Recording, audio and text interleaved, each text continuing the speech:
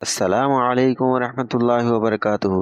ప్రతి చిన్న గొడవకి కూడా ఉగ్రవాదానికి ముడిపెట్టే సమాజంలో మనం బతుకుతున్నాము. అయితే ఇస్లాం ఉగ్రవాదం గురించి ఏం తెలియచేస్తుందనేది కనీసం ఒక ముస్లింగా మనకైనా తెలిసి ఉండాలి.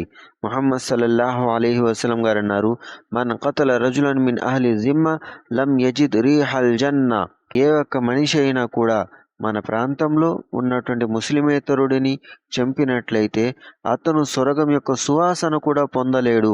వాస్తవానికి స్వర్గం యొక్క సువాసన 70 సంవత్సరాల ప్రయాణం అంత దూరం నుండి స్వర్గం యొక్క సువాసన వెదజల్లటం జరుగుతుంది.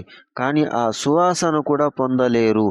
ఎప్పుడు మనతో పాటు ఉండే ముస్లిమేతరులను ఏ ఒక్కడినైనా కూడా హతమార్చినప్పుడు. అలాగే అల్లాహ్ సుబ్హానహు వ తఆలా ఖురాన్ గ్రంథంలో తెలియచేస్తున్నాడు, మన్ ఖతల నఫ్సన్ బిగైరి నఫ్సిన్ ఔ ఫసాదిన్ ఫిల్ అర్ది ఫకఅన్నమా ఖతల అన్నాస జమీఅ. ఎవరైతే అన్యాయంగా ఒక ప్రాణాన్ని హతమారుస్తారో వాళ్ళు ప్రపంచంలో ఉన్న సమస్త మానవులను చంపినంత పాపాత్ములు అని అల్లాహ్ సుబ్హానహు వ తఆలా తెలియచేశాడు.